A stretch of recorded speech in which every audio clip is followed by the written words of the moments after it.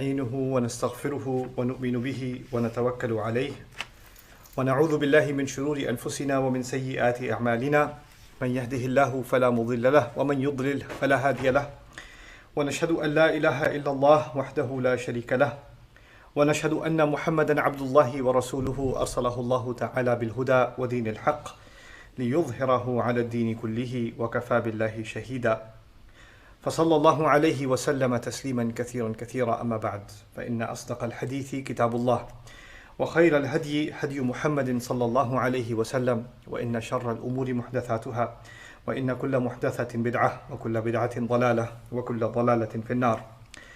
قال الله عز وجل في كتابه الكريم بعد أن نقول أعوذ بالله من الشيطان الرجيم ولا تسعر خدك للناس ولا تمشي في الأرض مرحا إن الله لا يحب كل مختال فخور واقصد في مشيك واغضض من صوتك إن أنكر الأصوات لصوت الحمير.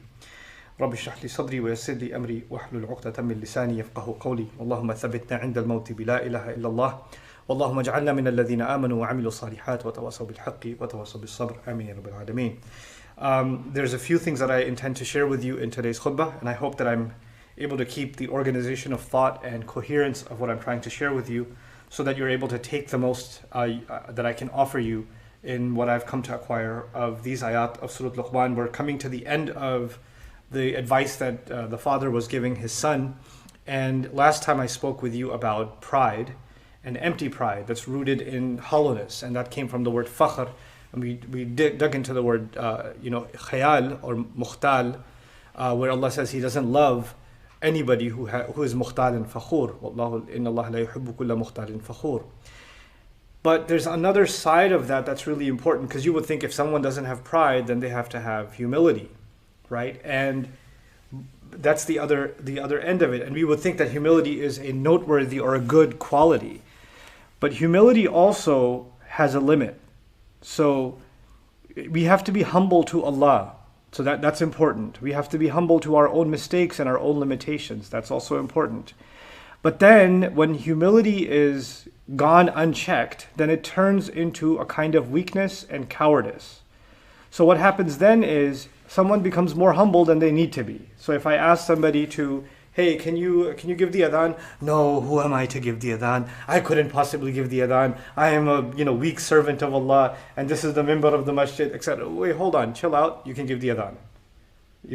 And so when people become overly humble, then they start beating themselves up like they're worthless or they're nothing. Yes, before Allah we are His slaves. But you know what? Our Master declared that we're not worthless.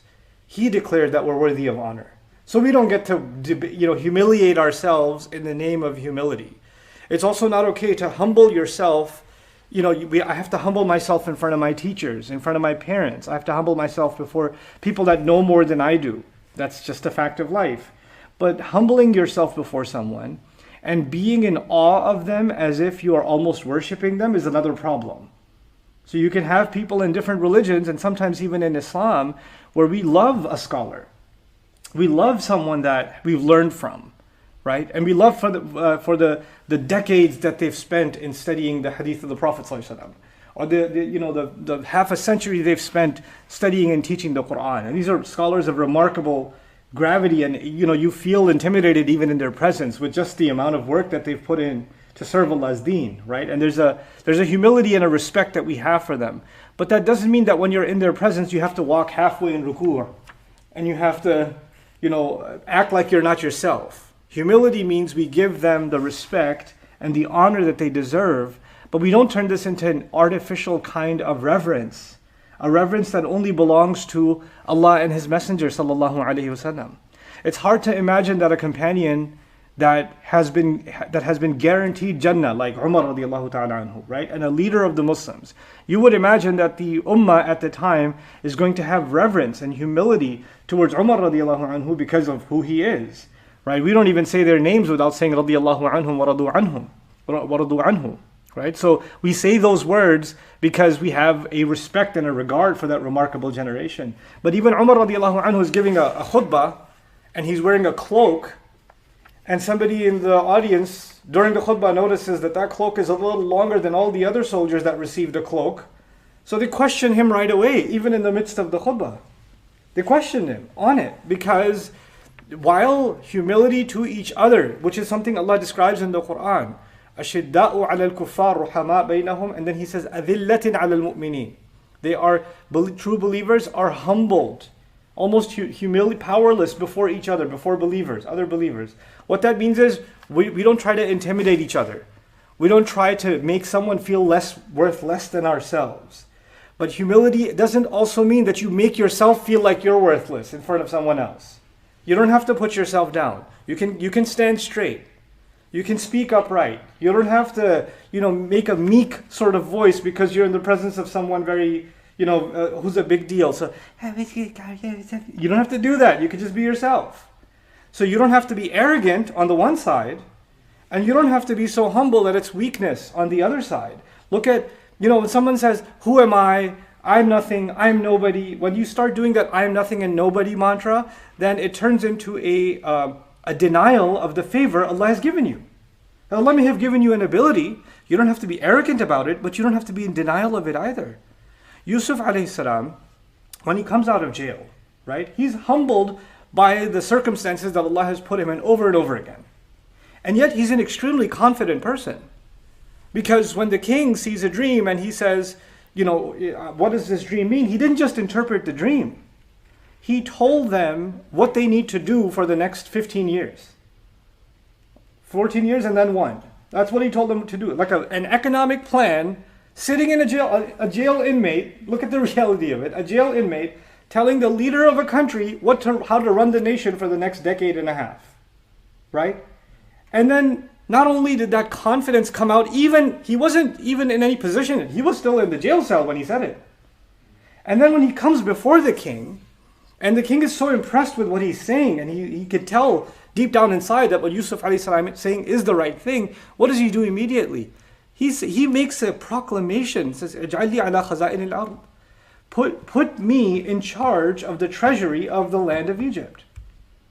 There's ministers that have served in the finance committee for 30 years.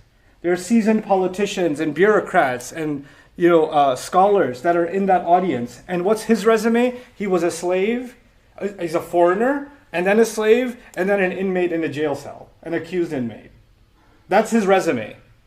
And he comes out of that, instead of thinking, these people are so much more qualified than I am, should I really open my mouth?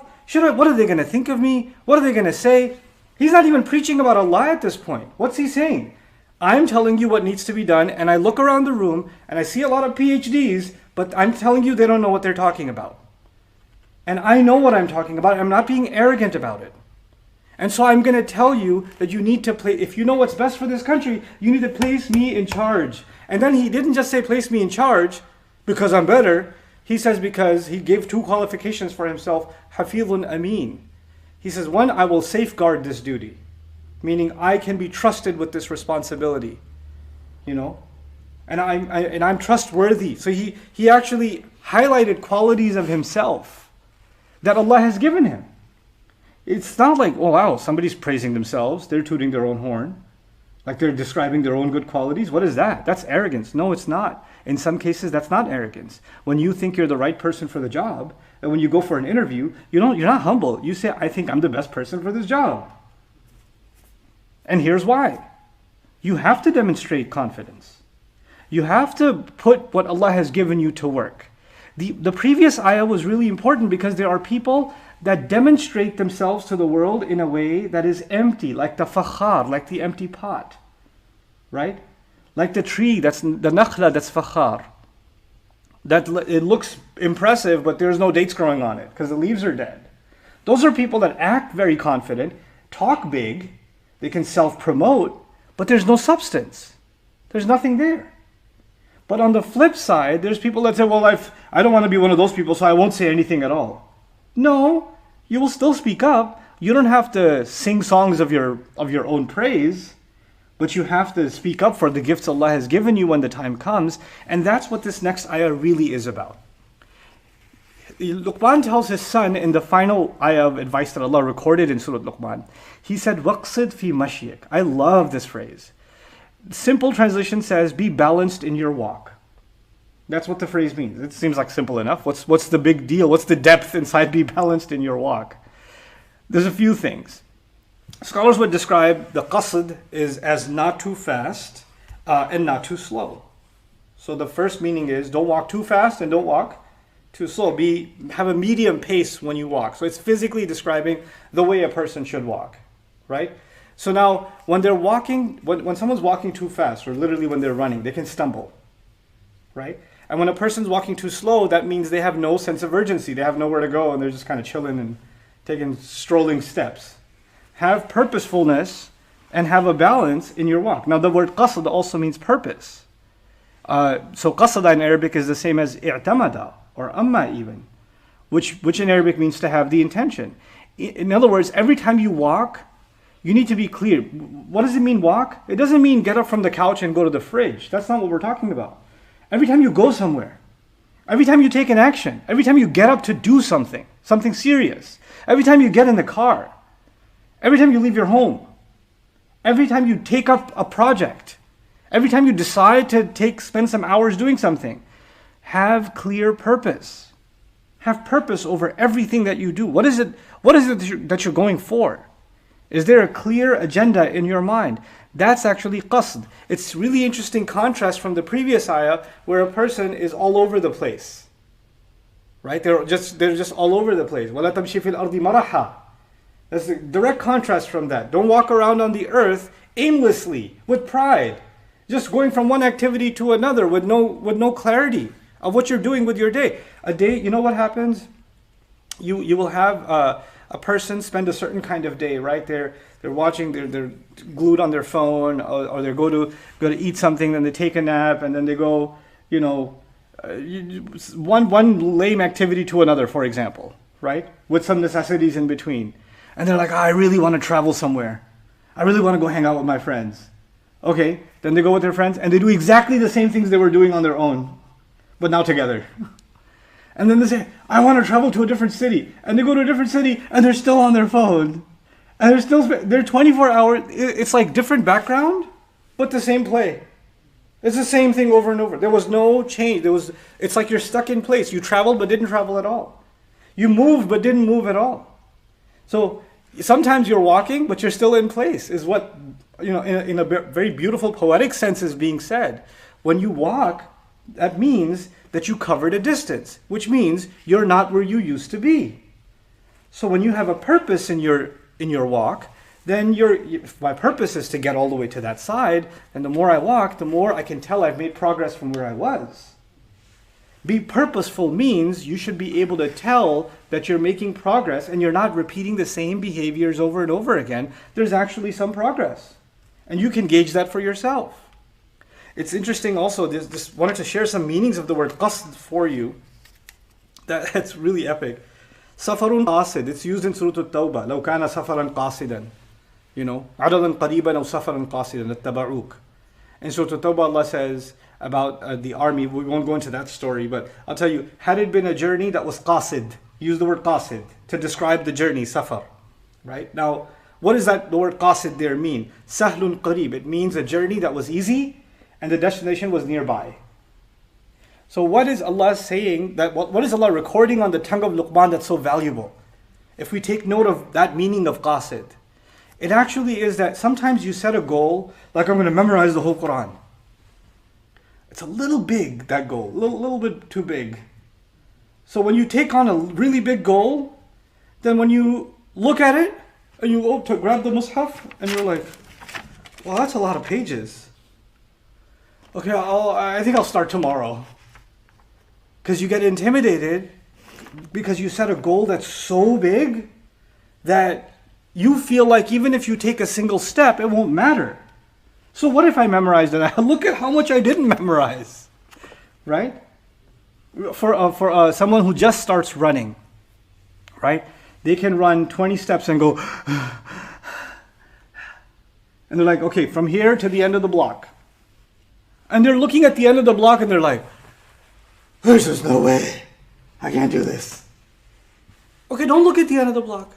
Just look at the next 10 steps. You see that flower over there? That bush over there? Just up to that bush. I'm like, oh, I think I could do this. And they get there. No, you see that little fence over there? Right there. 10 feet away. Just get to that. And you know what? when you have shorter goals, easier goals, then before the person knows it, they finish the entire block.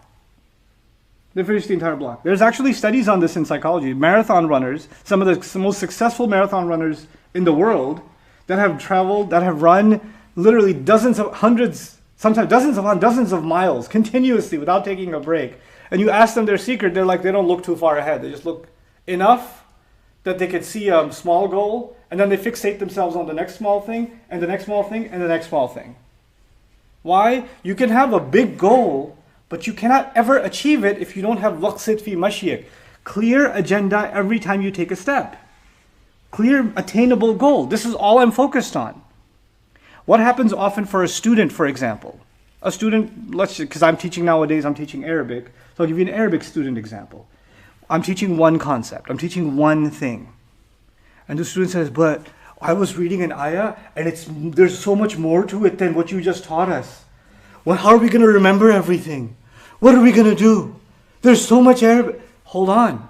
Just this step. Your goal right now is to not look at the rest of the ocean. Your goal right now is to just sit on that little boogie board and take one stroke. You're not asked to cross the Atlantic Ocean. You're just being asked to get used to, standing in the water for a little bit. Then we'll take another little step. Then another little step. That's واقصد في مشيك. Tangible goals that you can actually achieve. That's what a day is about. That's how a person has to think. Because one, sometimes people don't have a goal at all. They don't have a goal at all. Or two, they have such a big goal and they never slice it up into smaller goals. You have to slice it up into smaller goals, and that's captured inside واقصد في مشيك. A purposeful intent. And when you have that, then every single day, it's like you accomplished a mission. Right? Even though you didn't accomplish the goal, even for athletes or people that are studying or people that are memorizing Quran, they didn't finish memorizing the Quran in a day. Or maybe that day the ayah was really hard. They couldn't even do a page of the Quran. They could do one line of the Quran that day. It's possible. But you know what? They made that progress that day. So that day was a success. That day, they accomplished their goal that day. And if they died that day, they died successful. Right? وَلَيْسَ لِلْإِنسَانِ إِلَّا مَا سَعَى. A person will have nothing to their advantage except the efforts they made. What did you try to do? That's it. That's all we're going to be asked about. So he's teaching his son a very powerful lesson. Look, have goals, be clear about them, and then take steps. That's the other embedded meaning inside, واقصد في مشيك, in your walk. In other words, goals aren't going to come to you. You're going to have to go to them. We've become so used to getting delivery, right? And then advertising feeds that too. Watch this or do this for 3 minutes a day, and you're gonna da. Or just do this, and then you'll get this, and you'll get this. So that means, and by the way, the more they try to sell you a product, the more there's no effort required on your part. It'll do all the work for you, right? And the reality of life is that nothing will come your way until you take the steps, until you make the effort, until you brave. أول ما تبدأ بخطوة, the famous saying that's in so many cultures. 1,000 miles start with a single step. That's واقصد في مشيك. But what else does that? It has other impacts. When you have a goal like that, like every day you have a particular goal, then other distractions have to be put on the side. No, I can't play video games right now. I got to get this done. No, there's no time for me to watch a movie right now. I got to get this done. Hey, listen, I'll text you later. I got to get this done. I have a goal. You understand? So you don't have marah anymore. You're not jumping from one thing to the next and next. And what do you want to do now? No, what are we going to do? You're not running aimlessly in life. You actually have something to fill your hours with, your minutes with. And once you accomplish that, then you can reward yourself and take a break. Great. But you at least feel like that day was a success. That day I accomplished something. And when you do that, this is the last part of this at least this ayah. Where does confidence come from? Confidence doesn't just come from, well, you have to be brave and you have to not be nervous and intimidated by other people. No. Confidence comes when you have a purpose and you're accomplishing that purpose. You're so focused on your goal that other people become invisible. You ever see a child that's building Legos? Like the universe stops existing because they've got a goal. They're just building it, building it, building it. Empires around them can rise and fall. They're still building it. Because they're not looking at what anybody else is doing. When you are clear about your goals, then other people and how well they're moving forward, or they're not moving forward, or whatever else they're doing, all of that becomes irrelevant. All of that just disappears from your mind. And when that happens, what is confidence? Confidence means you're sure of what you're doing. You find meaning in what you're doing. You don't need to prove yourself to anybody. You have nothing to prove because you already have a goal. You're working towards that. And when somebody else comes and says, by the way, I know some people that have the same goal, they're way better than you. Good for them. Thanks, bye. And you keep working on what you're doing. Because you're too focused. You have when someone has qasd in their واقصد في مشيك, when they have a goal and a direction, a purpose in their walk. You know what that means? Then they're not looking this way or that way because they're focused on what they got to look at. That means you just stop being distracted by what others are doing. And you don't need to tell, hey, by the way, guess what I'm doing? You don't need validation by announcing what you're doing, because what you do has so much meaning to you. You don't need somebody else to give you a like or throw you a mashallah or tell you, wow, that's amazing. And now finally you feel like you're doing something. You don't need it. That's confidence. That's not being shallow. And this is why the logical connection, just appreciate that logical connection. What does Allah say? واقصد في مشيك واغضض من صوتك. Lower your voice. Lower a part of your voice. This is a remarkable phrase. What does it have to do with walking with purpose? When does someone raise their voice? Someone raises their voice because they want attention. Someone raises their voice because they want other people to listen to them and stop what they're doing. But when you're clear about what you're doing, you don't need to overpower anybody else's voice. And when you really have purpose in life, when you really have purpose every day, then anybody who wants to benefit from your purpose, you don't have to scream loud and out loud to get their attention. They'll come to you. They'll say, wait, I'm too far away from them. I can't hear what they're saying. I'll go closer to them. You don't have to raise your voice to get to them. They'll just come to you. This is a philosophy of even entrepreneurship, of projects. Some of you want to start Islamic projects, want to start something new, right? And there's a principle behind it. Here we're learning a principle in life and of the things you're going to do in your life. We're living in the advertising world, right? So people are like, how are we going to advertise this new product? How are we going to advertise our new da'wah program? How are we going to advertise this new Islamic book that we wrote? How are we going to get the word out there? We have to scream loud and clear from every corner before we can, And you know what? The new world of advertising is about endorsements, right? Get an athlete to endorse this shoe, right? Or get some celebrity to say, this is the book you want to read, right? So this is all about other people who have accomplished something are now validating what you're hoping people will like because they like them. In other words, the service, the product, the venture, whatever it is, it cannot stand on its own feet. It needs the attention of someone else making it valid. On its own, it's not strong enough. Not enough people are benefiting from it. You know why? Because your concern is still people and how loud you are, and you're still looking around. You're still not focused on your goal. When you're focused on your goal, whether one person benefits from it or 1 million people benefit from it, it doesn't faze you because that wasn't your purpose. Your purpose was to accomplish something meaningful. And that is where sincerity also comes from. That's where not being a fake person comes from. Because the people that are fake that we talked about last time are so concerned about what? Everyone else. And the people that are real and the people that are legit in their life are people that have a goal in front of them and they don't dissuade themselves. Nothing distracts them from their goal. And those are the people that I would argue Allah gives qubul to. Allah gives acceptance to them. Because they show Allah sincerity in whatever they do, then people's hearts gravitate towards them anyway. They didn't have to cry and get attention from everyone. Their work, their contribution, their effort spoke for itself. And when someone comes on board and says, hey, I want to take a part in what you're doing, well and good. And if nobody came, well and good. I'm reminded of Rasulullah sallallahu alaihi wasallam in Surah Tabuk. In Surah Tawbah, in the Battle of Tabuk rather, where Rasulullah, they were passing through a valley and the army ran away from the Prophet, because the archers started shooting at the entire military battalion from above, right? And Allah revealed in the surah, إِلَّا تَنْصُرُوهُ فَقَدْ نَصَرَهُ اللَّهُ. If you don't aid him, Allah has already aided him. You think he needs you to be the valid messenger of Allah? Unless the Muslim army is there standing next to him, defending him. And if they're not, then he has failed in some way.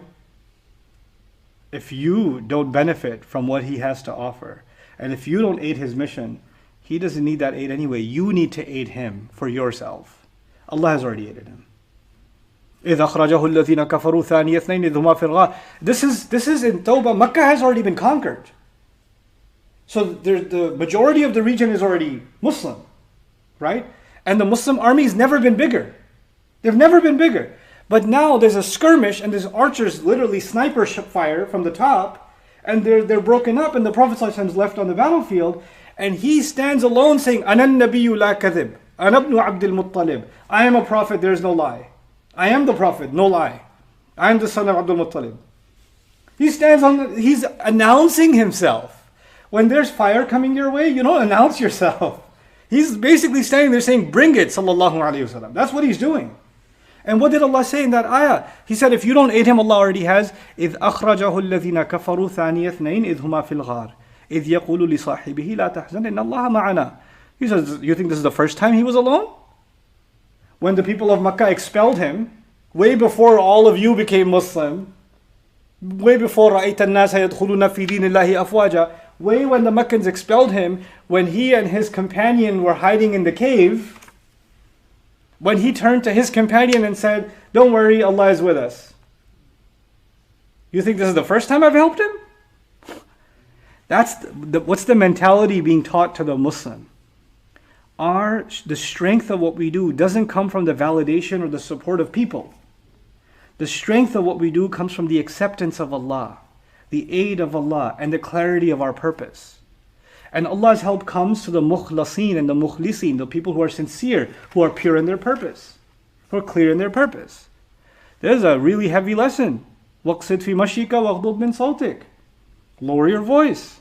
You don't have to broadcast what you're doing. People that build, they build. You know, it's interesting, right? You guys see this in life. When you were in high school, some of you are going to be in high school, and some of you are in high school. But when you are in high school, and you have kids that are very loud and obnoxious and outgoing and partying, and they're like almost intimidating to be around. You're like, I'm hoping they don't pick on me. And they're like the stars of the school. Like they're the ones who stick out, right? And then there's the quiet, nerdy ones that are like just studying. And they're not really, they're almost invisible. Fast forward 10 years, right? Who's serving fries at a restaurant? And who owns 10 restaurants, right? You see what happens? The people that were clear, even the students that were clear about their studies, they were clear about a goal, they end up getting somewhere. And they didn't have to raise their voice. They didn't have to raise their voice to get there. They got there. And then there are people who are very loud and seemed like they were the people to emulate, the people to be like. What did they accomplish in life? Where did they get with their life? واقصد في مشيك واغضض من صوتك إن أنكر الأصوات لصوت الحمير. There's a few other things, inshallah, we'll learn about this ayat in next week's khutbah. بارك الله لي ولكم في القرآن الحكيم ونفعني وإياكم بالآيات والذكر الحكيم. الحمد لله وكفى والصلاة والسلام على عباده الذين اصطفى خصوصا على أفضلهم وخاتم النبيين محمد الأمين وعلى آله وصحبه أجمعين. قال الله عز وجل في كتابه الكريم بعد أن أقول أعوذ بالله من الشيطان الرجيم إن الله وملائكته يصلون على النبي يا أيها الذين آمنوا صلوا عليه وسلموا تسليما. اللهم صل على محمد وعلى آل محمد كما صليت على إبراهيم وعلى آل إبراهيم في العالمين إنك حميد مجيد. اللهم بارك على محمد وعلى آل محمد كما باركت على إبراهيم وعلى آل إبراهيم في العالمين إنك حميد مجيد.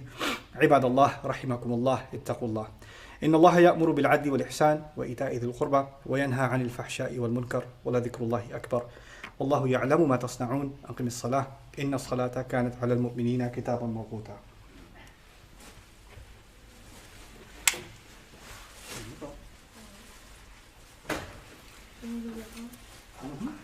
الله أكبر الله أكبر أشهد أن لا إله إلا الله أشهد أن محمدا